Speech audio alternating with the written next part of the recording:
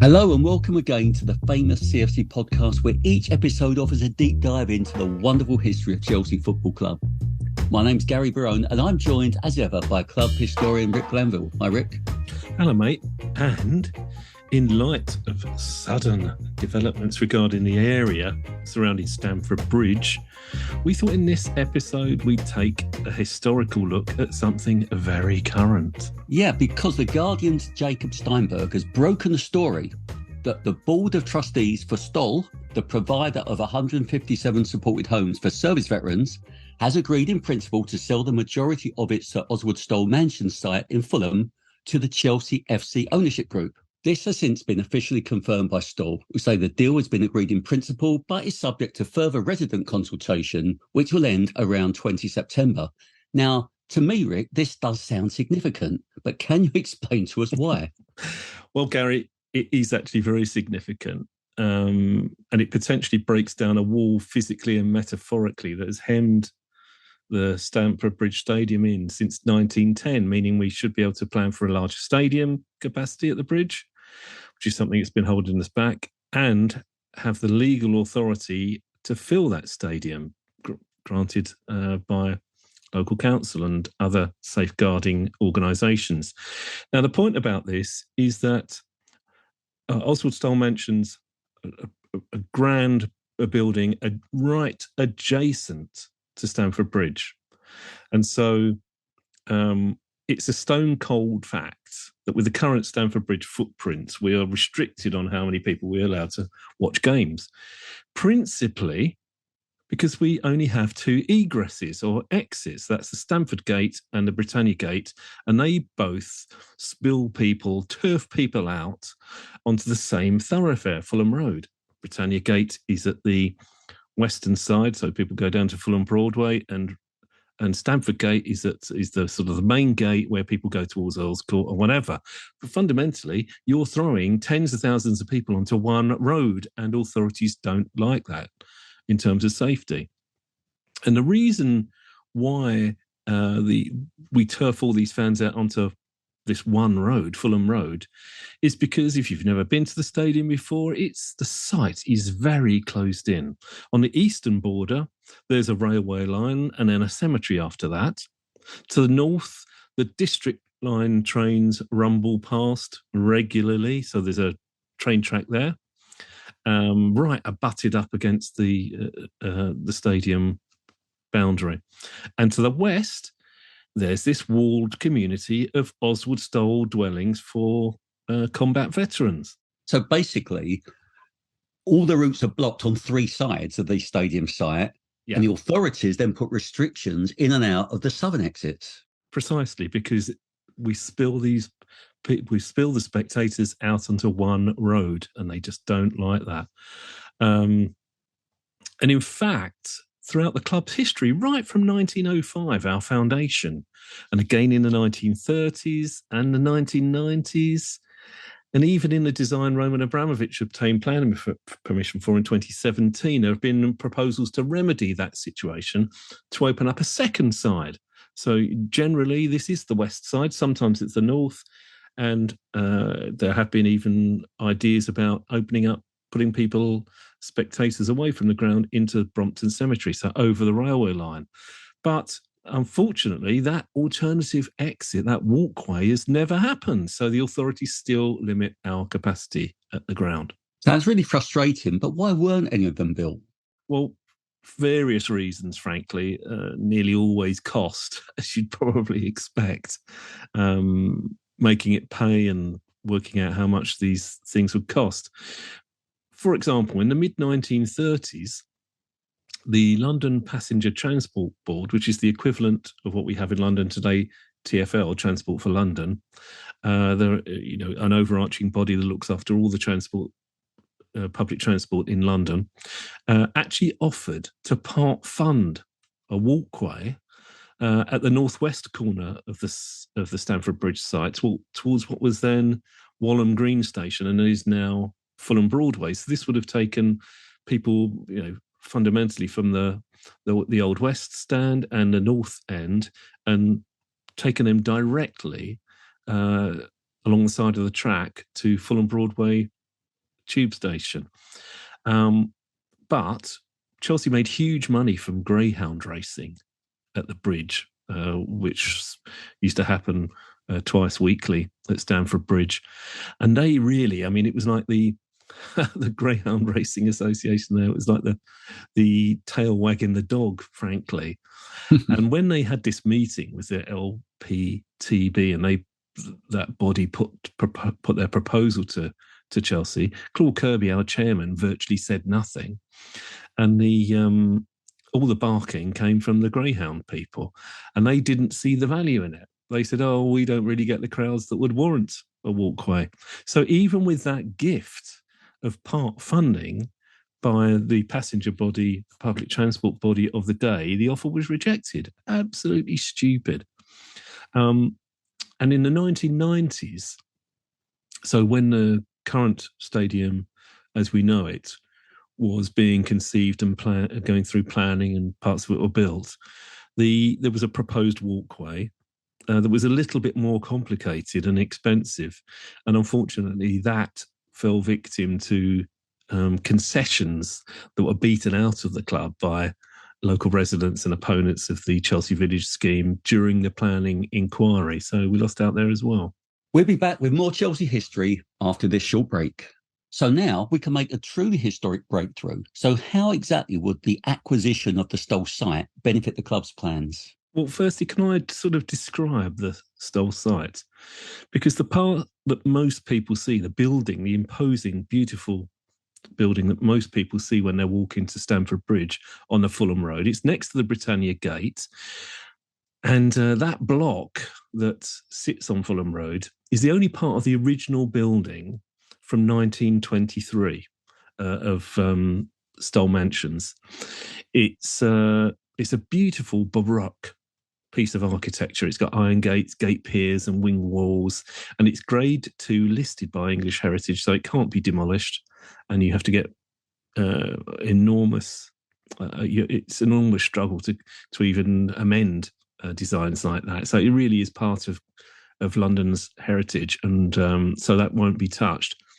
And the rest of the blocks that are to the north of that one, as things stand, they form a kind of walled wedge alongside the West Stand. And they are from the 1980s and I think even later than that, some of them.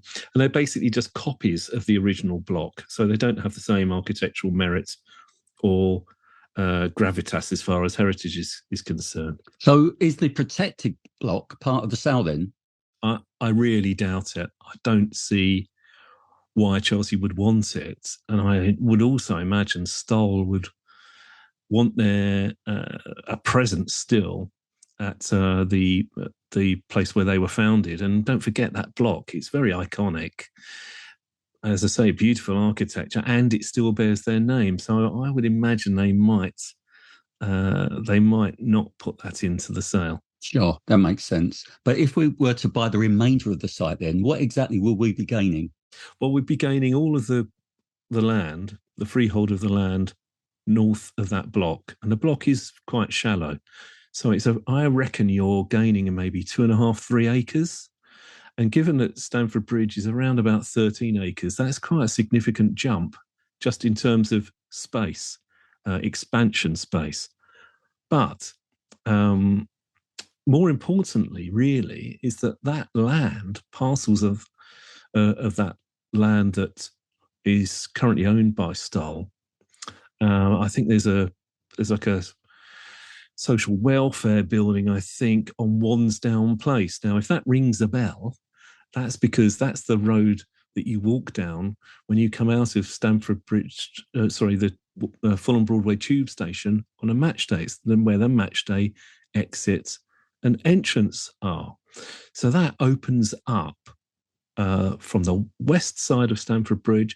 It completely would open up that entrance, that route, directly to the match day exits and entrances of Fulham Broadway tube station. So problem solved. And presumably that would give us a high capacity potential, yeah? Absolutely right, because what restricts us is the fact that we don't have enough egresses. So I don't know what the footfall would be on something like that, channeling people down onto the platforms. I don't suppose it would be a massive amount, but I think it would be considerable enough for us to benefit from it and comfortably reach the capacities that maybe we were talking about with the Roman Abramovich building, and maybe even slightly more than that. So that's quite exciting. It's a genuine milestone in the stadium's history, I think. Weirdly, though, it would just be the Chelsea owners buying back what used to be part of Stamford Bridge anyway. Hang on a minute. So are you saying that we used to actually own the land anyway? Yes, I know. I'm not sure if we want to hear what happens next. Well, when I was perusing the Mears Company archives, that's the company that was run by the founder of Chelsea, Gus Mears, and his brother and fellow board member, Joseph Theophilus Mears, I came across letters showing that Gus borrowed the money to buy Stamford Bridge from the family trust fund, the Mears Family Trust Fund. And he was in trouble for not paying it back.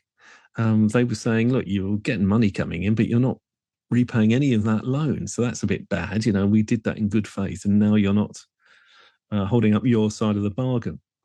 Worse, around about 1909, he was actually thinking of selling on the stadium, the club, whatever, and his fellow trustees were up in arms. They weren't certain that they were going to get value or whether any of that money would come back to them. And of course, you're selling a great asset.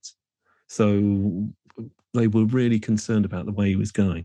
So just 4 years after launching the club and the stadium, the owner wants shot of Chelsea. That's what it sounds like, doesn't it? And that's what the people running the trust were saying to him. It seems Gus was living way beyond his means, like flashy motor cars, bad company, gambling, drinking, and the rest he wasted. And he was in dire financial straits. So push came to shove. But as it turns out, he didn't sell Chelsea or the bridge.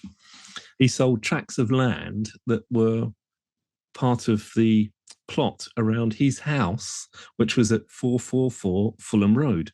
And if you look on maps or photos from 1910, so around about when this was all taking place, you'll see how comparatively narrow, compared to today, the Britannia Gate entrance is. It's tiny.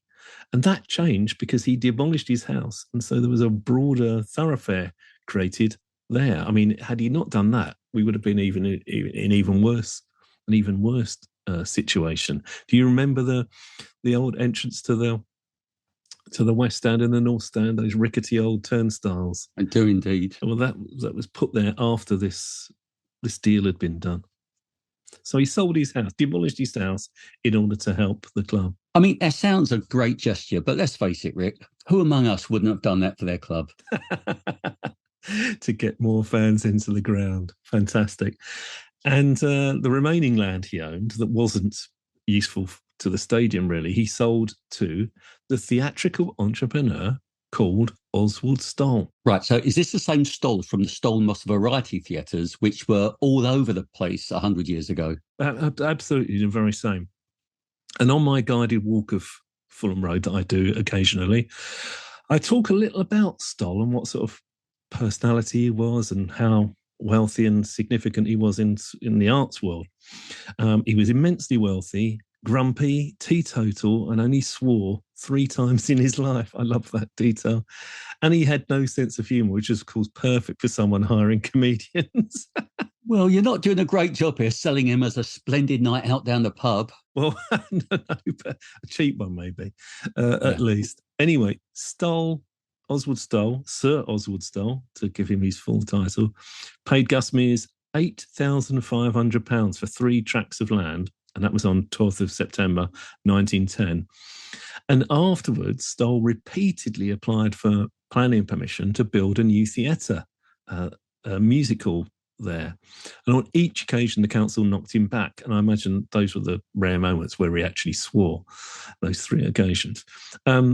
So, defeated, after World War I broke out, he gave up and decided on a more worthy cause, which was setting up housing for combat veterans. Well, well. So the links between Oswald Stoll and Chelsea go actually beyond mere geographical reasons. Yeah, of course, this is there's a contractual connection between the two, dating back to this conveyance of land back in 1910, and the so those veterans, those combat veterans, have been our neighbours for almost 100 years. In fact, the original development there was completed a century ago this year, in 1923, though it had started in 1916.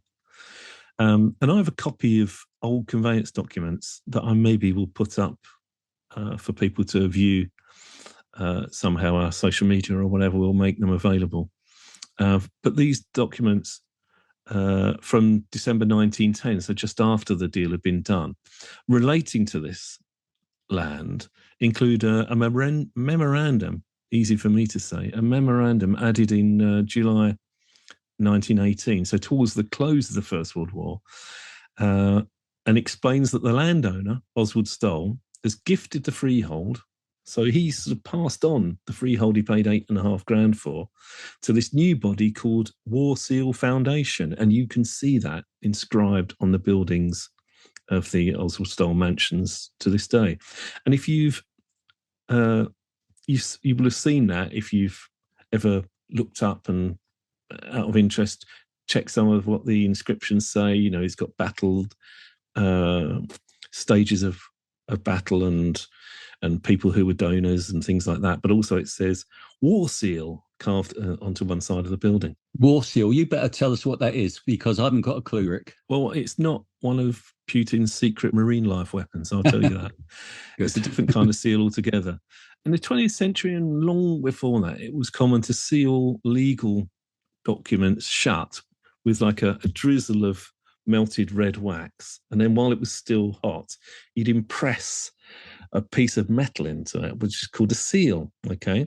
It was a small piece of metal, usually round, with its head, so the bit that pressed down into the wax, embossed with features such as coat of arms and like a animal motif, initials or words or something.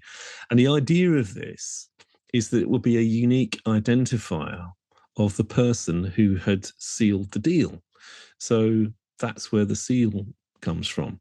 It was a wax seal. English kings and queens each had a different royal seal, for example.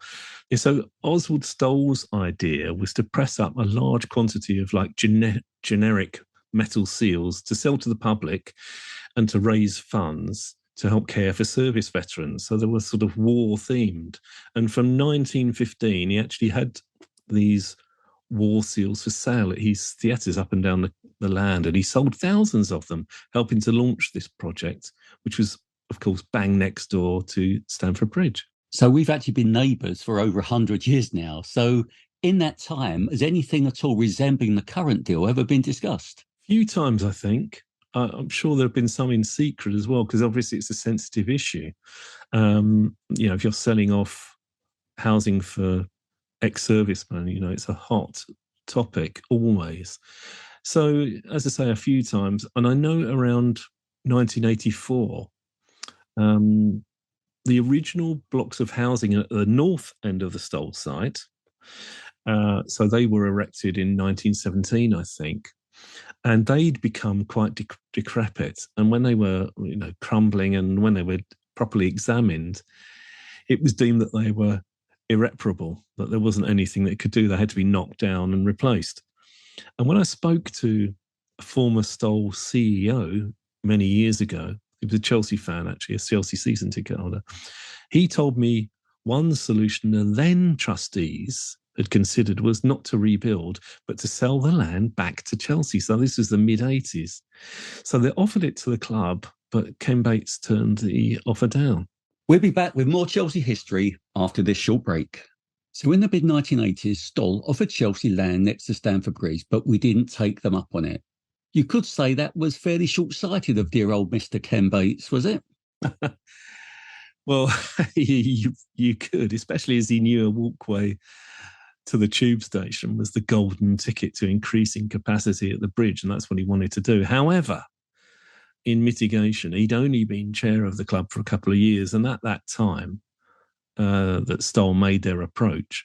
He just learned that the former board of Chelsea Football Club had sold all their shares in the freehold of Stamford Bridge itself, so the stadium, to predatory developers. So that freehold dispute lasted for almost 10 years, by the way. So even if he wanted to acquire the Stoll land, with that knowledge that he just entered into what could be a long drawn out problem with these developers, he couldn't be certain Chelsea would even be there to benefit from acquiring that land. So really, but for some bad timing, we could have actually owned the same tract of land that's now in the news a whole 40 years later. Yeah, it's mad, isn't it? And just think how differently the whole 90s scheme, the sort of the Chelsea Village stands, how differently they could have been with that expansion. If we'd been allowed a bigger capacity, with a walkway to Fulham Broadway tube station and the accommodation for maybe tens of thousands more supporters at every game. So how long do you think it is, Rick, that the club have been eyeing up this Stoll land? Well, I think they've met occasionally over the decades. And I know that relations haven't always, there've been ups and downs in the relationship, and they haven't always been genial. And I think, to be honest, one of the things that's been helpful for the club as far as our neighbour Oswald Stoll is concerned, we have to acknowledge the role of the Chelsea Supporters Trust, because they've really helped foster excellent relations with Stoll, because since 2019 they've staged the sponsored sleepouts, Chelsea Sleep Out. Yeah, and that's brilliant. So if you don't know, this is where supporters raise money by spending the night in a sleeping bag at the bridge, highlighting the wider plight of unhoused people sleeping rough, which is an absolutely fantastic cause. Have you done it? I can't remember whether you've been on it, Gary. I did another charity one at the Oval, which is another major sporting institution in London. Ah, okay.